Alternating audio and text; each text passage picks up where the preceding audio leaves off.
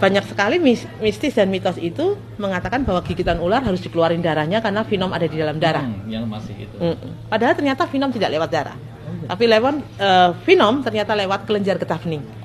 Sehingga semua cara kita dahulu, cross insisi, diikat, disedot, kemudian dikasih, itu yang lagi terkenal tuh, dikasih bawang merah, terus ada yang bilang dikasih garam, salah semuanya karena dia tidak hematogen, tetapi dia adalah limfogen. Pada waktu limfogen, maka yang terjadi adalah ketika kontraksi daripada otot-otot kita itu, dia akan mengaktifkan pumping dari kelenjar getah bening. Pumping itu yang akan membuat venom tadi menyebar ke seluruh tubuh sehingga menimbulkan fase sistemik. Oleh sebab itu, WHO sebetulnya sudah mengajari first aid ini lama. Sayangnya baru masuk Indonesia ketika aku pulang dari sekolah di luar negeri itu. Jadi 2012 aku ini dokter pertama yang keliling seluruh Indonesia untuk mengajari tentang first aid yang benar yang disebut dengan imobilisasi. Jadi imobilisasi adalah membuat tidak bergerak otot-otot yang mengaktifasi pumping kelenjar getah bening. Jadi kelenjar getah bening itu adalah open vessel. Nah, masalahnya ketika kita ini belajar biologi dari SD sampai SMA, guru-guru kita tidak pernah mengajari perbedaan kelenjar getah bening dengan kelenjar dengan pembuluh darah. Sehingga konsep kita masih perdarahan, masih jantung dengan darah. Padahal itu ketika limfogen tidak ada peran sama sekali.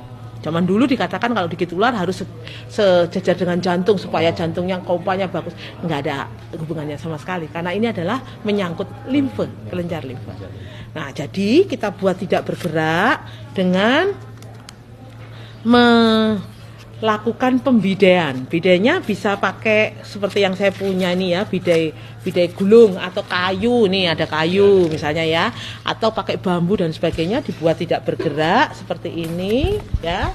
Nah, dibuat seperti ini, kemudian bisa ditalikan, bukan ditalikan di tempat gigitan tetapi di spaleknya.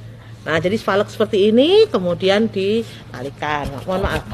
Ini adalah cara untuk membuat otot tadi tidak bergerak atau imobilisasi. Bedanya dengan yang patah tulang adalah kalau patah tulang dua sendi kan, tapi kalau gigitan ular ini adalah membuat imobilisasi untuk muscle, yaitu otot-otot rangka. Jadi dia dari ujung jari sampai ke persendian yang tidak bergerak. Persendian yang tidak bergerak kalau pada tangan ya lengan ini. Nah, kalau pada kaki ya pangkal paha. Nah, imobilisasi kemudian segera dibawa ke tempat pelayanan kesehatan.